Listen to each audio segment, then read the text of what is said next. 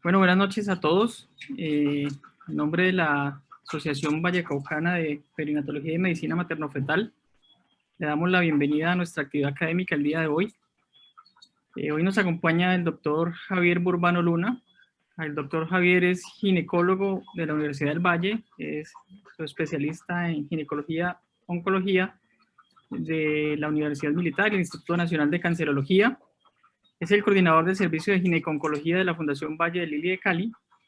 El doctor Burbano pues, es revisor para revistas internacionales, el Journal of Gynecology and Cancer, y es especialista en cirugía mínimamente invasiva en cáncer ginecológico. Entonces, doctor Javier Burbano, muchas gracias por aceptar la invitación a Perival. Bienvenido y pues el auditorio es tuyo. Bueno, buenas noches a todos. Muchas gracias a la Asociación de Perinatología del Valle por la invitación. Muchas gracias a mi gran amigo Felipe por esta gran invitación y poder compartir con ustedes algo sobre cáncer en las mujeres embarazadas. Voy a compartir mi pantalla.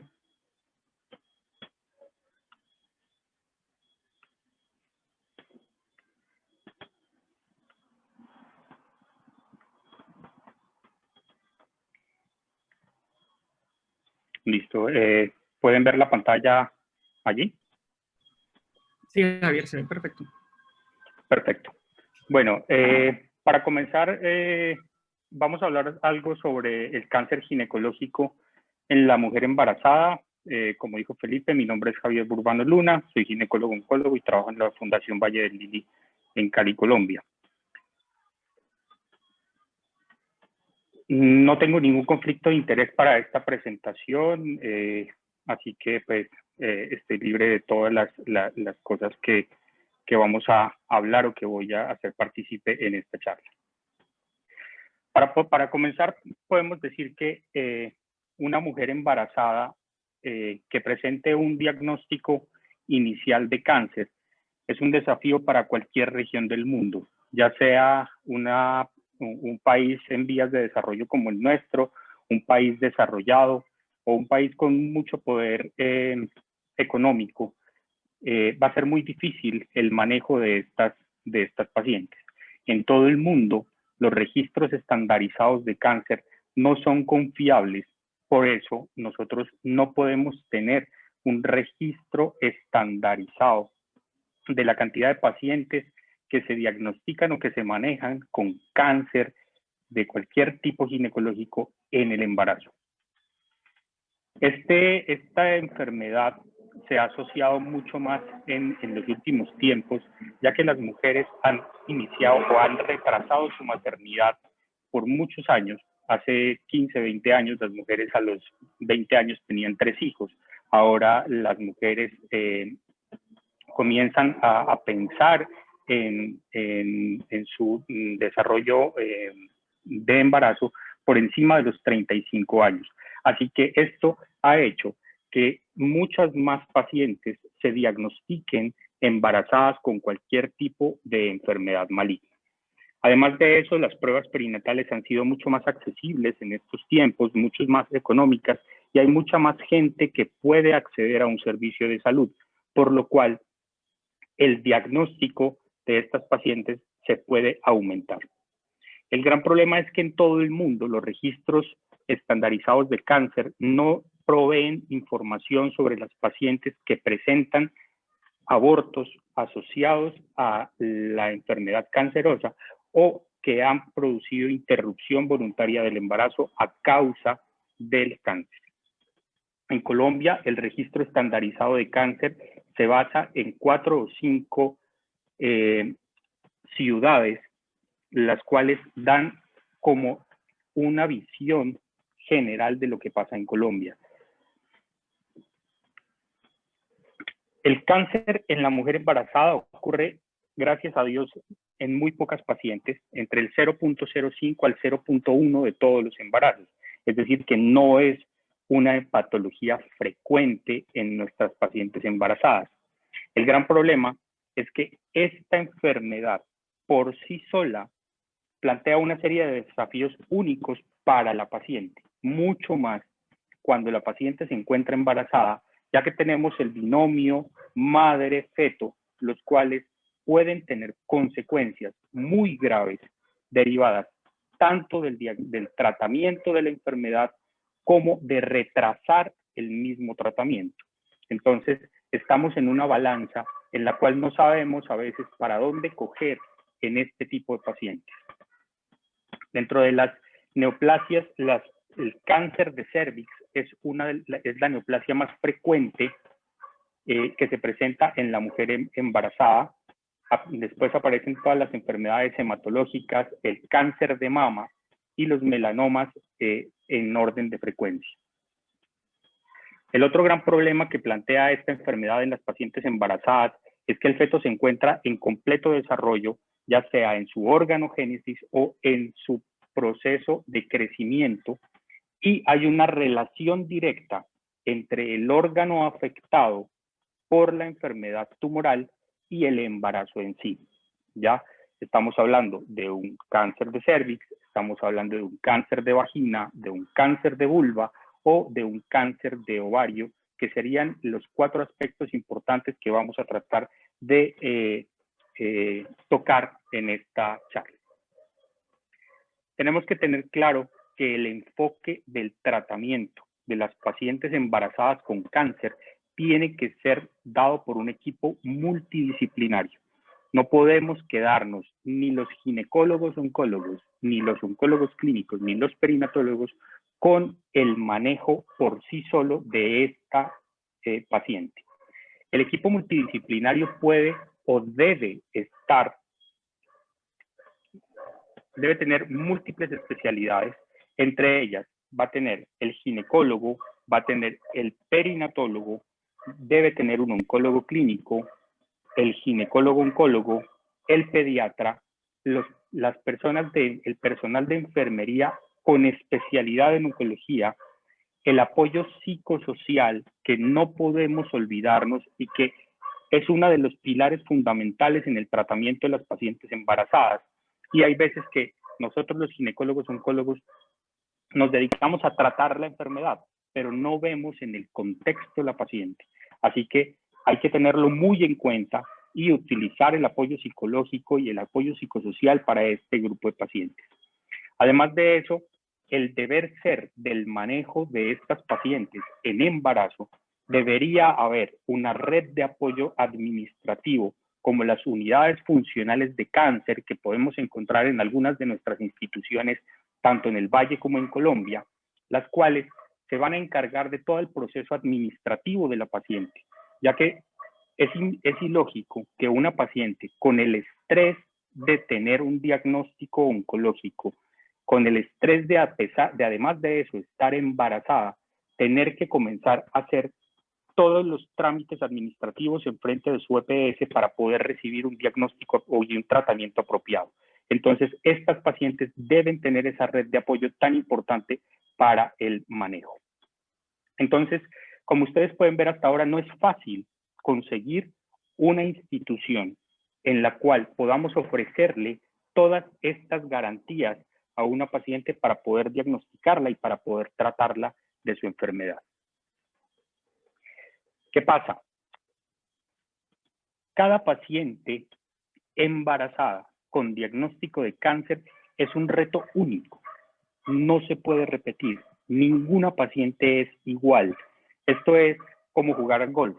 Ningún hoyo es el mismo por más de que usted lo juegue 20 o 30 veces. Entonces, el reto equivale tanto en el diagnóstico como en el tratamiento. Dentro del diagnóstico, los síntomas que produce el cáncer pueden estar superpuestos sobre los síntomas del embarazo.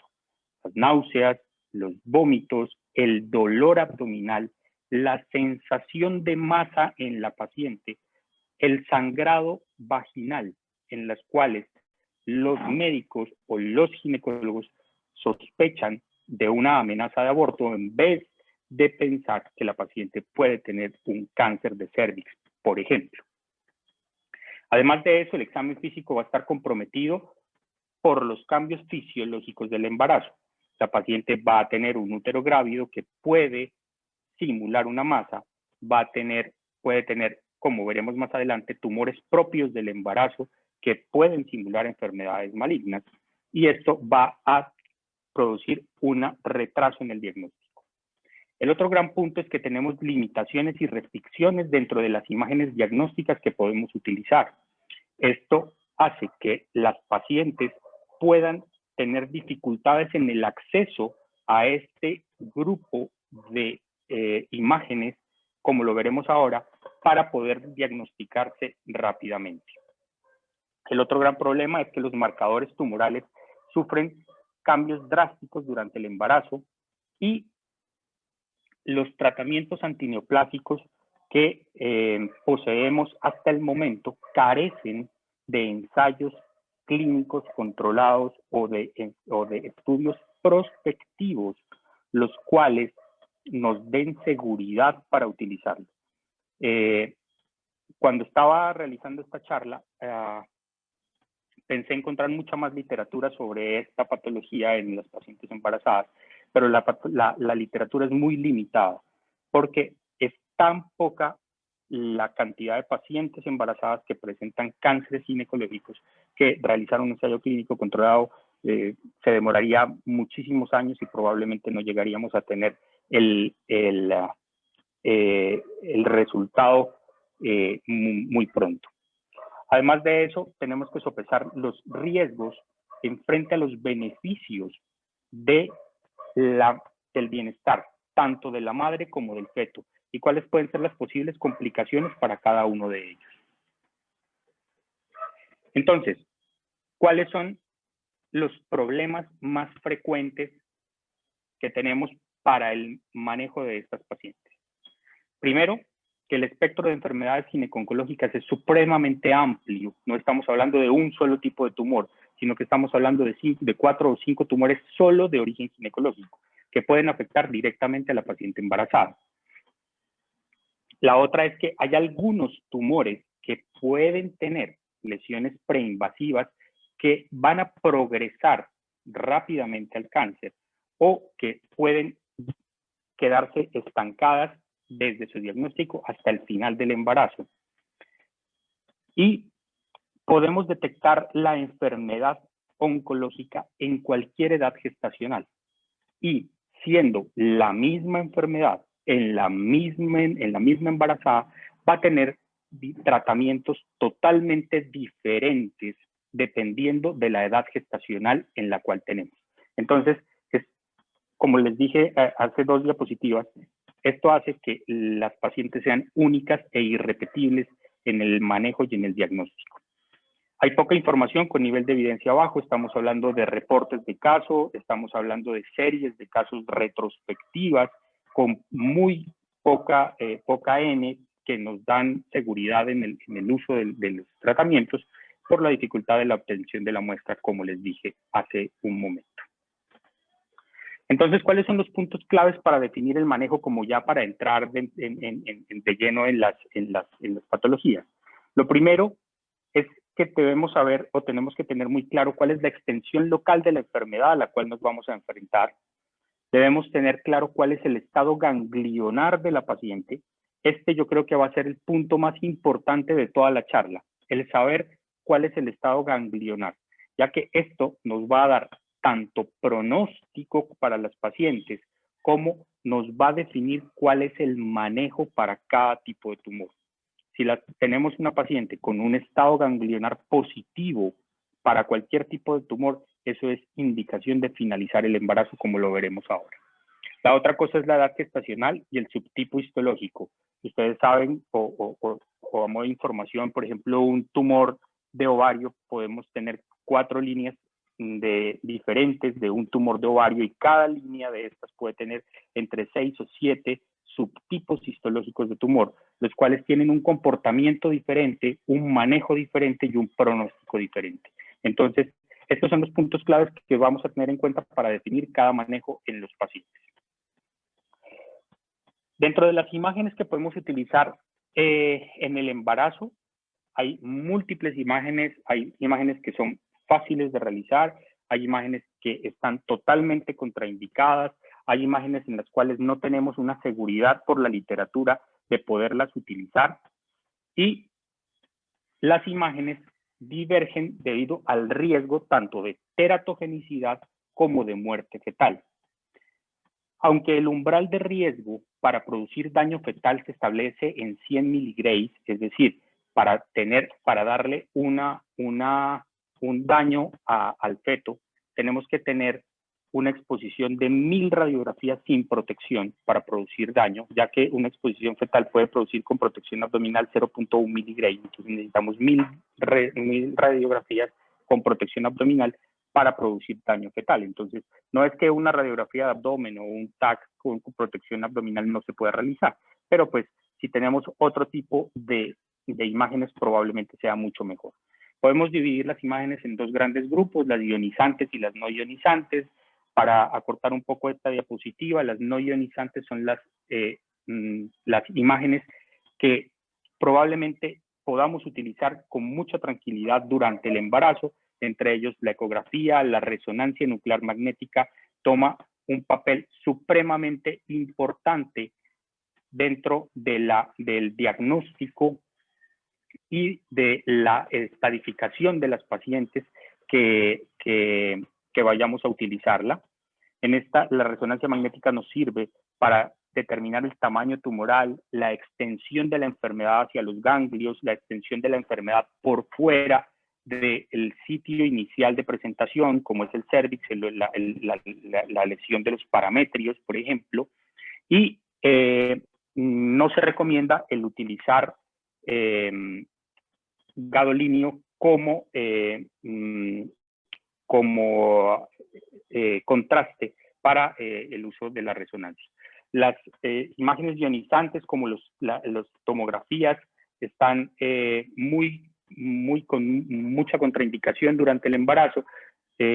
Podemos utilizar una tomografía para el tórax, por ejemplo, ya que la resonancia no nos sirve, pero pues siempre con protección abdominal. Entonces tenemos en esta tabla, que me pareció súper precisa, de este artículo en el 2021, muestra qué imágenes o qué cosas podemos utilizar durante el embarazo dependiendo del trimestre.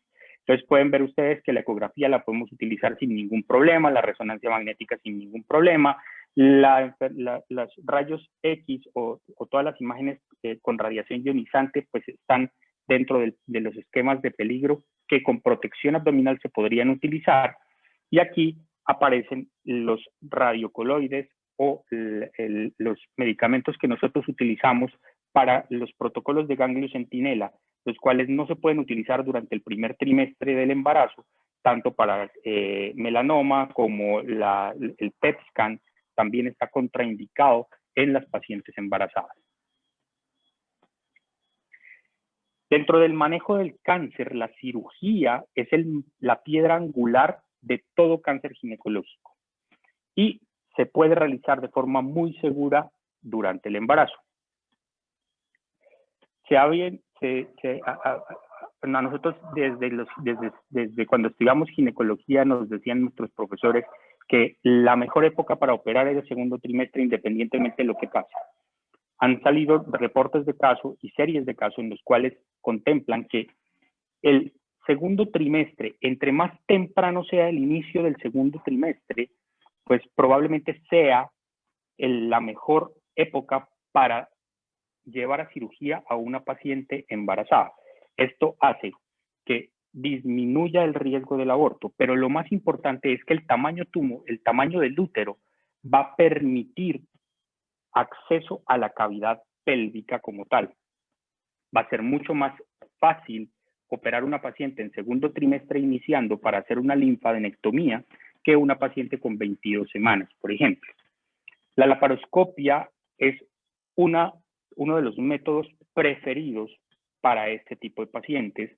Es factible realizarla a pesar de las pacientes se encuentren en un embarazo. La semana pasada operamos una paciente con 18 semanas de embarazo y un tumor de ovario de 16 centímetros. Lo pudimos hacer por laparoscopia, un cistadenoma que se puede realizar. Se utilizan siempre puntos diferentes de ingreso, unos puntos mucho más altos para poder tener seguridad para no lesionar el útero.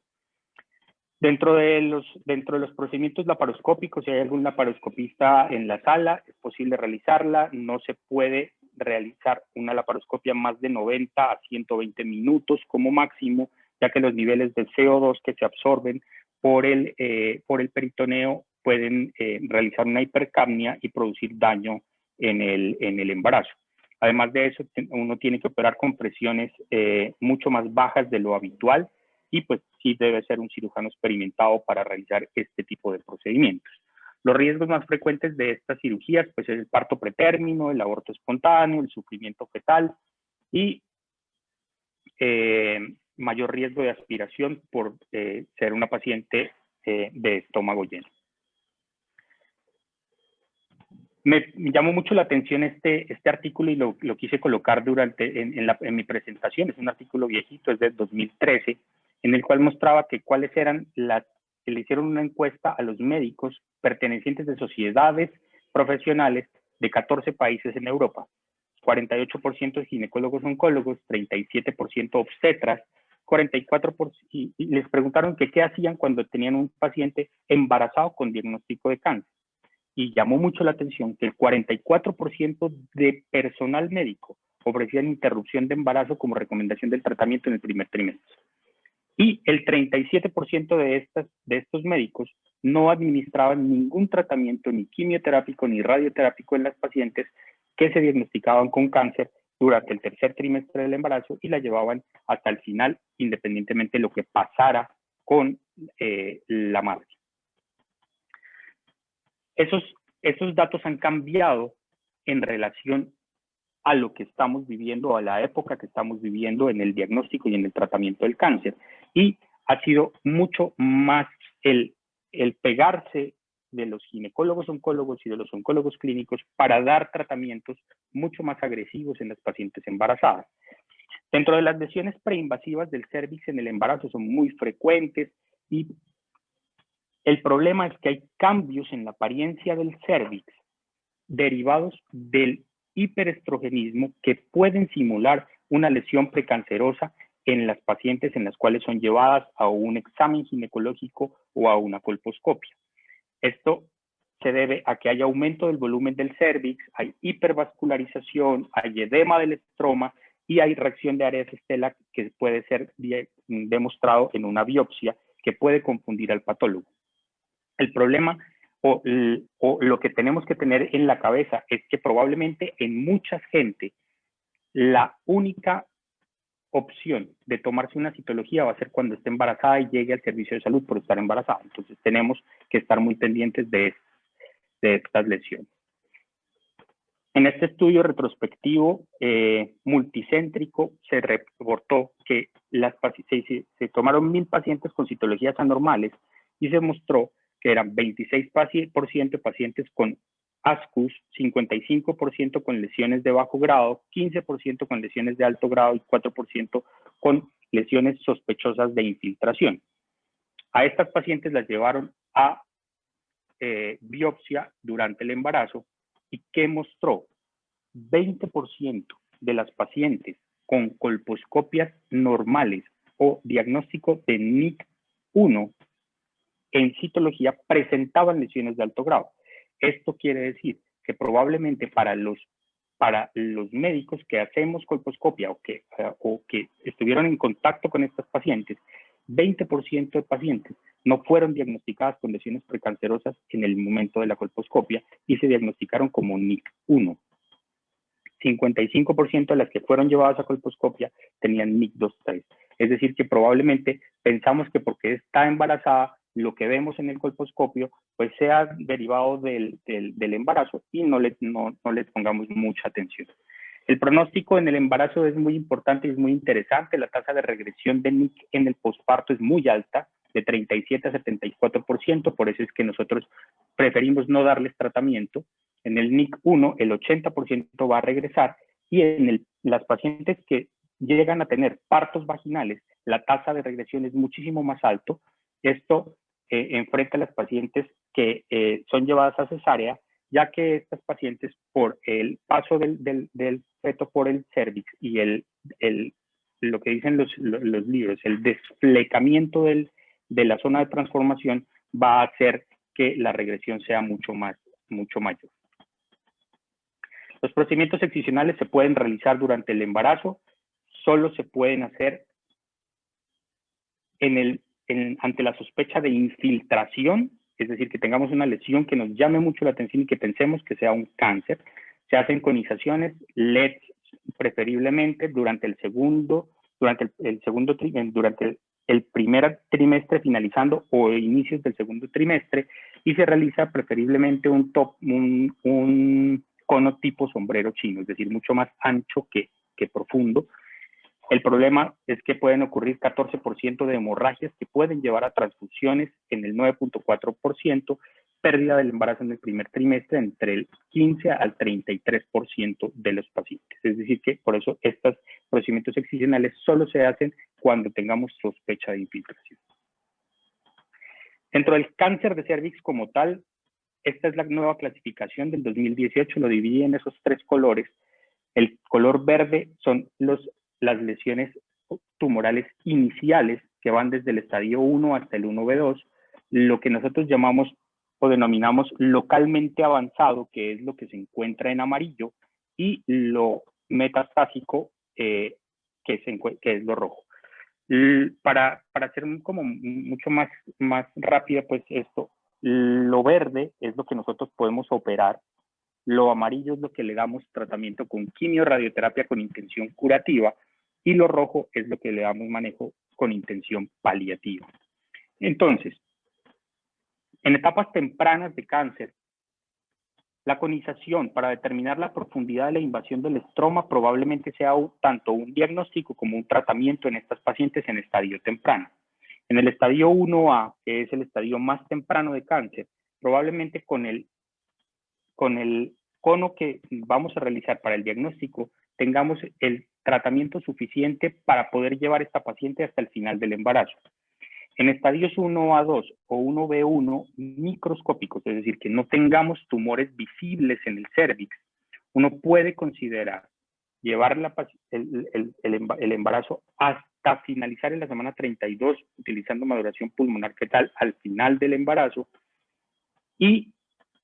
o podemos dejar la paciente en observación. En este estudio que puse esta tabla acá,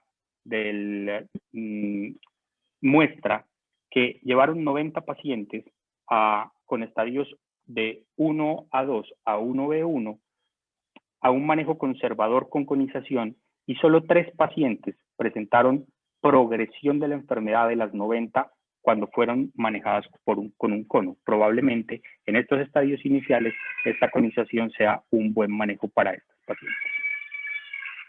En los estadios 1A2 a 1B1 ya se nos complica un poco más las cosas, porque en estadios 1A2 el 7% de pacientes pueden tener compromiso ganglionario y en el 1B1 hasta el 14%. Por eso necesitamos realizar una linfadenectomía de estadificación como primer paso en estas pacientes. Se puede hacer de forma segura hasta la semana 22 del embarazo. Posterior a la semana 22 no se recomienda, primero porque el conteo ganglionar va a ser muy bajo por la dificultad de llegar al retroperitoneo. Y cuando nosotros tenemos esta linfadenectomía de estadificación negativa, probablemente tengamos una alternativa como una quimioterapia para el control de la enfermedad hasta llevar el embarazo a una edad gestacional donde podamos finalizarlo. Voy a pasar esta. Este es un algoritmo que no nos vamos a detener en él, simplemente es para que ustedes vean que hay muchas opciones de manejo dependiendo de cada estadio de la enfermedad. No me voy a detener a realizar a ver qué podemos hacer en cada uno de ellos, simplemente que depende de la edad gestacional, depende del estadio y depende de la histología que tengamos en estos pacientes. Cuando la paciente no desea preservar el embarazo, pues ya las cosas como que se nos aplacan un poco, y cuando tenemos enfermedades avanzadas en estadios 2B o superiores y la paciente no desea el embarazo, probablemente pues la paciente puede ser llevada a tratamientos radicales para el manejo de la enfermedad. En enfermedades operables, la histerectomía radical o radical modificada con el feto inútero durante el primer trimestre del embarazo o hasta el inicio del segundo trimestre se puede realizar cuando la paciente no desea preservar el embarazo. En pacientes que estén por encima del o finalizando el segundo trimestre y no deseen el embarazo, hay que realizar una histerectomía previa a la histerectomía radical para disminuir el tamaño uterino y poder llevar a feliz término el tratamiento quirúrgico. Cuando vamos a utilizar en estadios superiores que no son operables, en los primeros trimestres se puede dar quimiorradiación con el feto inútero sin ningún problema, pero en el segundo trimestre ya el feto como tal va a producir cambios en la anatomía que pueden producir alteraciones en el planeamiento de la radioterapia, por lo cual se sugiere realizar una histerotomía como primer paso para reducir el riesgo de complicaciones obstétricas durante el tratamiento.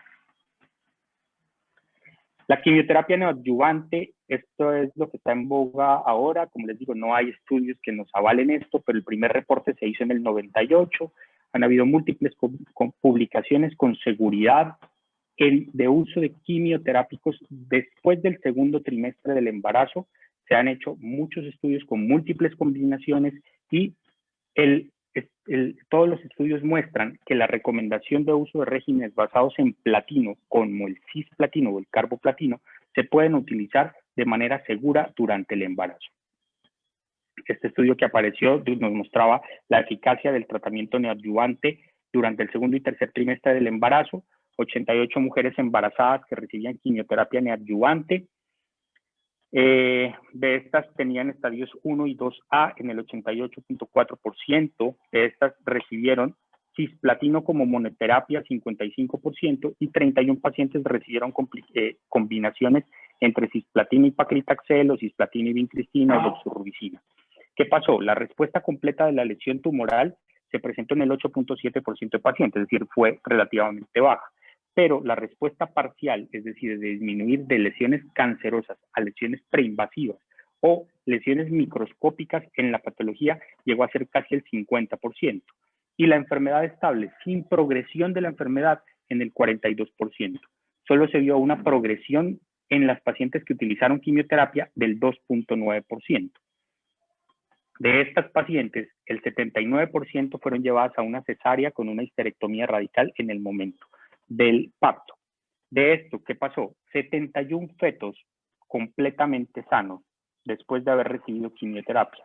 17 con dificultad respiratoria, anemia 2, elevación de creatinina sérica, hemorragia intraventricular, en muy pocos casos, y un recién nacido que presentó leucemia mieloide aguda a los 22 meses y otro con un rhabdomyosarcoma.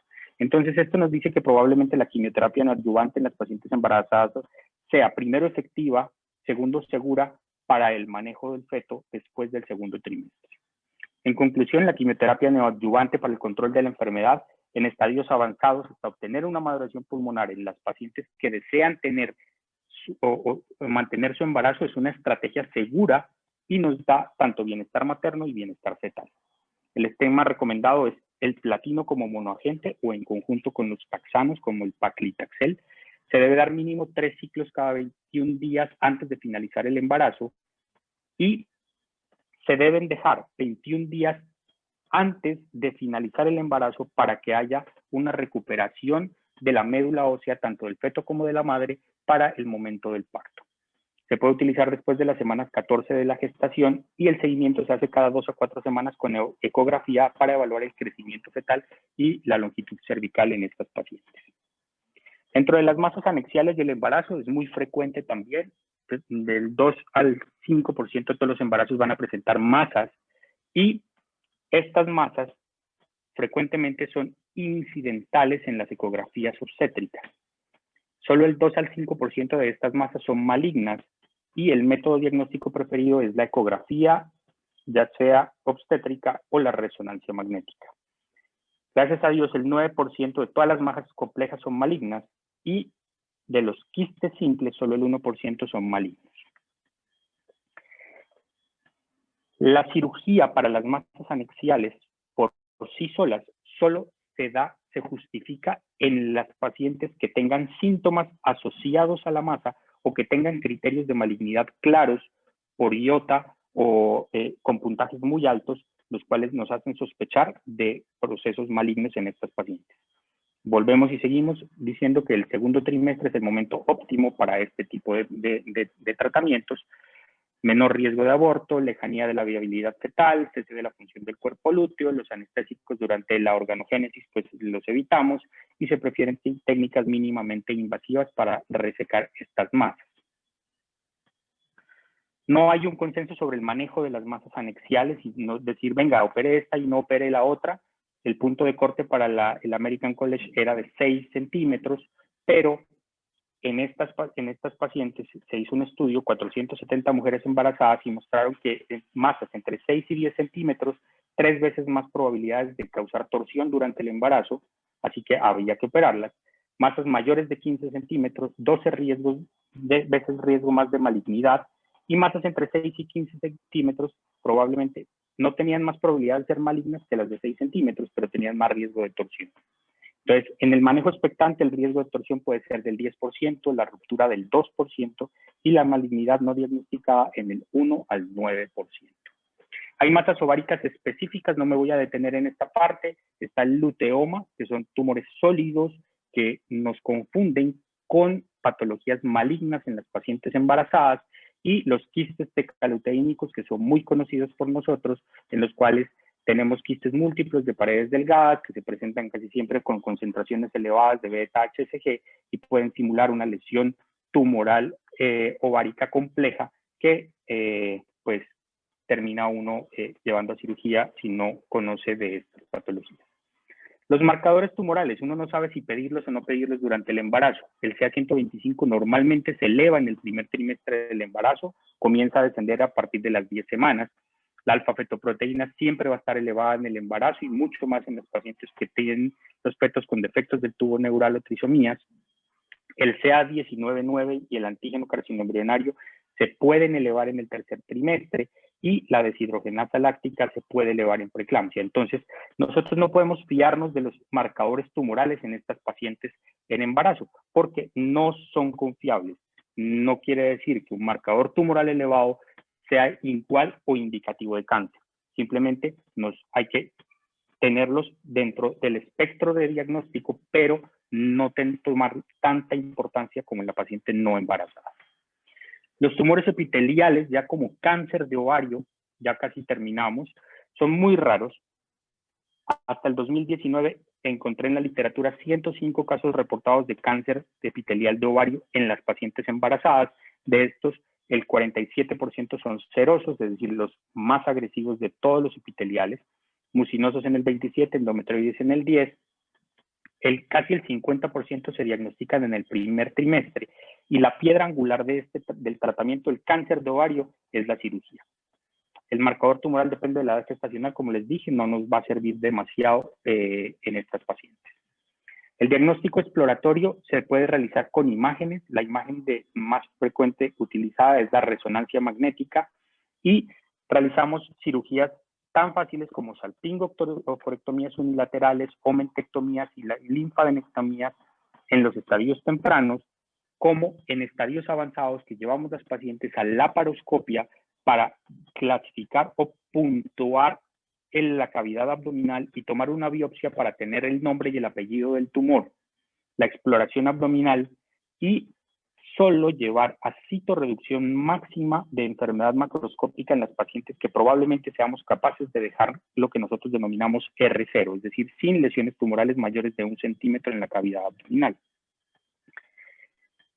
El primer trimestre versus el segundo trimestre versus el tercer trimestre, no se sabe cuál es la mejor opción en estas pacientes que tienen tumores epiteliales avanzados, ya que, como les digo, la piedra angular es la cirugía y lo que nos interesa a nosotros es dejar la paciente R0 por encima del pronóstico fetal, ya que esto va a impactar directamente en la vida de la paciente. La enfermedad avanzada sin posibilidad de citorreducción, cuando nosotros vemos compromisos abdominales supremamente elevados del tumor, debemos utilizar quimioterapia. La quimioterapia se puede utilizar de manera segura en la enfermedad avanzada después del segundo y del en el tercer trimestre del embarazo. Se puede realizar la cirugía de intervalo o citorreducción máxima en el momento de la cesárea y hay pocos estudios en la población embarazada. Los lineamientos para el tratamiento de las pacientes con cáncer de ovario se toman o se extrapolan de las pacientes no embarazadas. No hay un ensayo clínico controlado para saber qué es mejor o qué es peor para este grupo de pacientes. La neoadyuvancia está dada por una mezcla de carboplatinos o platinos y taxanos. Se da un esquema cada 21 días hasta alcanzar la madurez pulmonar.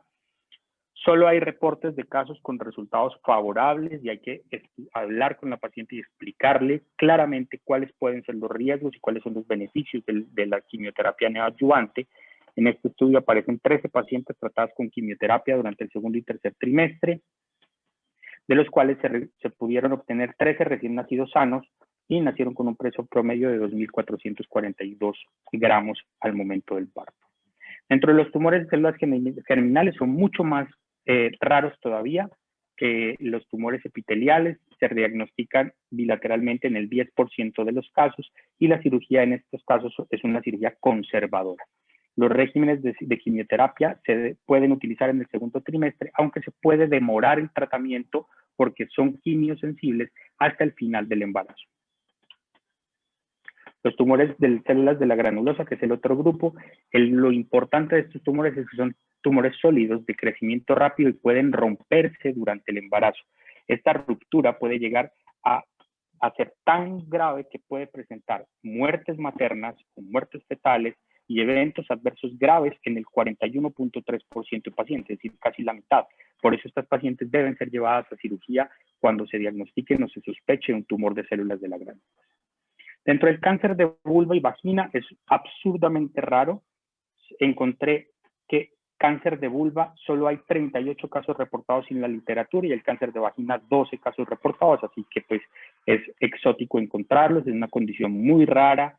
La piedra angular del tratamiento es la cirugía y se hace excisión local de la lesión de la vulva y de la vagina siempre y cuando sea accesible al tratamiento quirúrgico.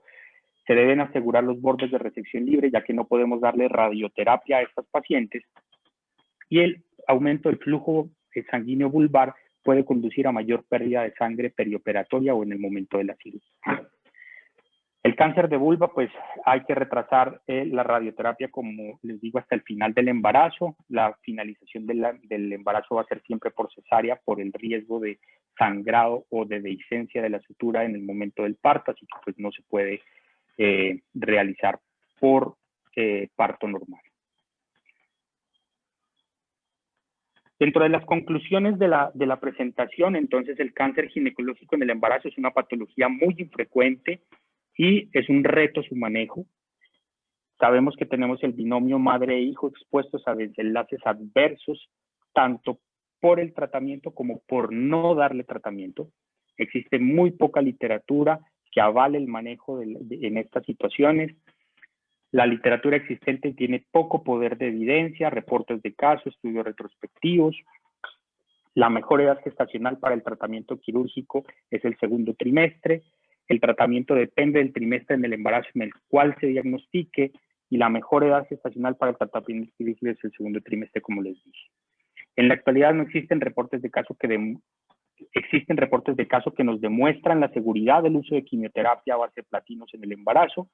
El tratamiento está extrapolado en mujeres no embarazadas y las pacientes deben ser manejadas en un cuarto nivel de atención por un equipo multidisciplinario.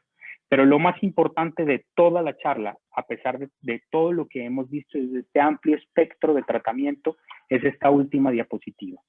No olvidar que los deseos de la madre deben prevalecer una vez que haya sido informada sobre la situación y los riesgos asociados del embarazo. Es decir, si la madre desea mantener su embarazo, tenemos que hacer el esfuerzo máximo para darle la seguridad, tanto al feto como a la mamá. Eso era todo lo que tenía para contarles hoy. Quiero agradecer nuevamente a Perival, quiero agradecer a Felipe por la invitación Allí están mis correos electrónicos para cualquier duda o cualquier requerimiento que tengas sobre el tema. Muchas gracias.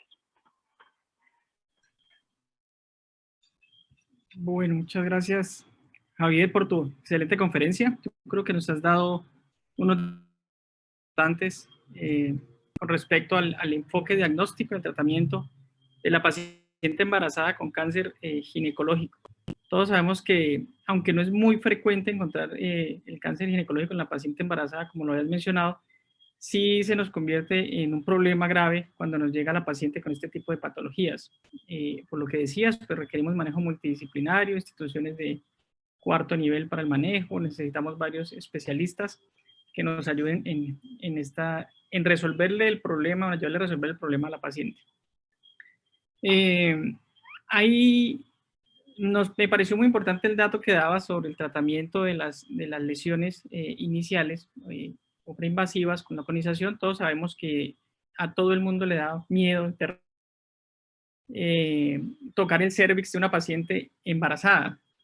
Me parece muy importante ese dato que nos dabas sobre el manejo con conización y con el tipo de tratamiento que debe hacer. Obviamente esto debe ser en manos, ojalá, de un ginecólogo oncólogo con mucha experiencia en ese tipo de tratamientos. Hay un par de preguntas acá.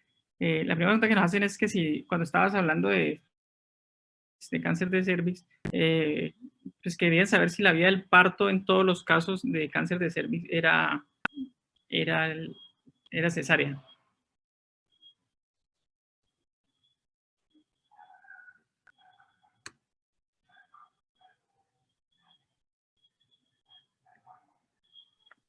Ya, no me escuchaban.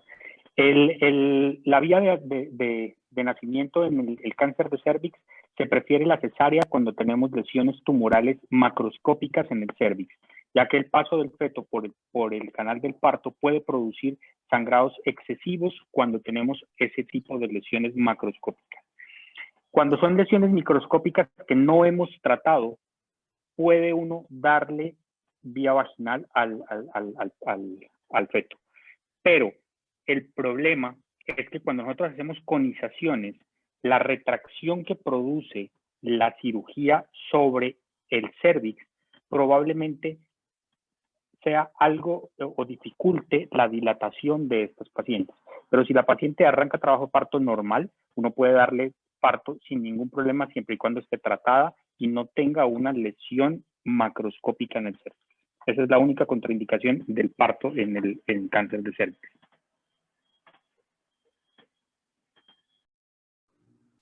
Listo, muchas gracias, Javier. Otra pregunta que me hace por acá. Después bueno, antes de esa, nos preguntan que si una paciente con NIC2 se debe ofrecer la conización en el primer trimestre, que es de lo que habíamos estado hablando. Hacerlo con asa o frío, ¿tiene algún impacto? En NIC2, el tratamiento está restringido para estos pacientes. No se debe realizar una conización. Solo se debe realizar una conización cuando tengamos sospecha de una lesión infiltrativa. Para un NIC2, el porcentaje de progresión es solo del 12%. Entonces, estas pacientes probablemente podemos retrasar el manejo hasta el momento del parto. Así que no vale la pena realizar una conización para tratamiento de NIC2 embarazadas. Cuando nosotros hacemos un cono en la paciente embarazada con sospecha de infiltración, preferimos hacer siempre conos LED, es decir, con radiofrecuencia. Los conos fríos están contraindicados en las pacientes embarazadas, no se pueden realizar porque en una conización fría no puedes medir la profundidad que vas a darle al cono. En cambio, con un cono LED puedes utilizar una asa especial en la cual podemos hacer conos en sombrero chino, es decir, mucho más anchos que altos, es decir, es un cono de esta forma, en los cuales podemos tratar la paciente. Pero en NIC2 no se realiza ningún tipo de procedimiento. Listo, Javier. El riesgo de incompetencia cervical después de tratar a estas pacientes para eventos pues, futuros, ¿sería el mismo de la paciente no embarazada cuando se le hace una conización o ese riesgo cambia? Cuando nosotros hacemos un cono en sombrero chino, lo que estamos haciendo es quitándole más o máximo 1 centímetro de profundidad al cervix. Entonces, probablemente la incompetencia cervical con un cono tan pequeño de profundidad en estos pacientes no afecte en embarazos futuros o en el mismo embarazo como tal. Bueno, hay reportes de casos en los cuales después de conizaciones se han tenido que hacer cerclajes en las pacientes porque hay cervix muy cortos después de conización y pues hay 2 reportes o 3 reportes de casos en los cuales les ha ido bien con el cerclaje, aunque los riesgos de complicaciones son muy altos. Ok, muchas gracias. Javier, ahorita pasando al tema de las masas anexiales durante el embarazo. ¿Nos podrías decir más o menos cuál sería el enfoque diagnóstico, cómo sería el algoritmo al que pueda enfrentarse el ginecólogo, que es la primera persona pues, que recibe esta paciente antes de enviarla o remitirla al ginecólogo oncólogo? ¿Qué nos recomendarías en cuanto al estudio de esta paciente? Bueno, dentro del estudio de la paciente con masas anexiales, tenemos que ver primero las características de la masa anexial. Hay características que nos llaman mucho la atención o que pensamos que probablemente tengan riesgo de malignidad. Son masas complejas en las cuales te llama mucho la atención. Pacientes con masas tumorales sólidas, bilaterales, con líquido libre en cavidad, que tengan excrescencias o que tú veas compromisos extraabdominales, extrapélvicos, pues, de enfermedad en ecografías abdominales. Esos pacientes llaman mucho la atención y probablemente tengan que ser remitidas para hacer un diagnóstico inicial.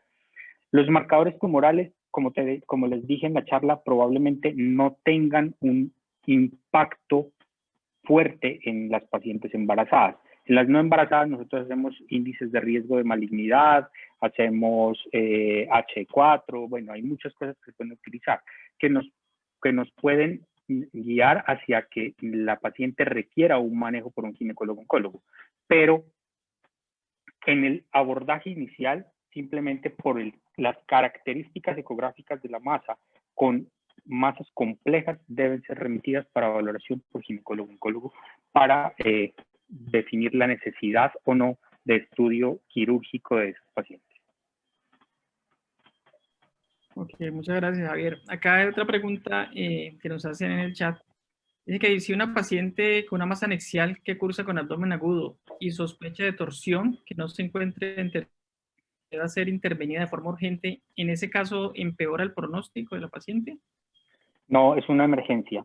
Es decir, si tú tienes una paciente con un abdomen agudo, independientemente de si la masa sea benigna o sea maligna y tú no tienes acceso a un ginecólogo-oncólogo, tiene que ser intervenida, es una emergencia. Eso no afecta ni nos quita no afecta el pronóstico de la paciente, simplemente vas a solucionar la emergencia que tiene esa paciente. Ya una vez tengamos resuelto el evento agudo, podremos definir con la patología de esa resección del tumor qué tipo de tumor es, tener la histología, tener el nombre y el apellido, como siempre les digo a mis pacientes, y con eso realizar exámenes de extensión y definir qué vamos a hacer con la paciente. Es muy importante para los ginecólogos no oncólogos que se enfrentan en los servicios de urgencia a una paciente embarazada con una masa anexial torcida. No solo es resecar,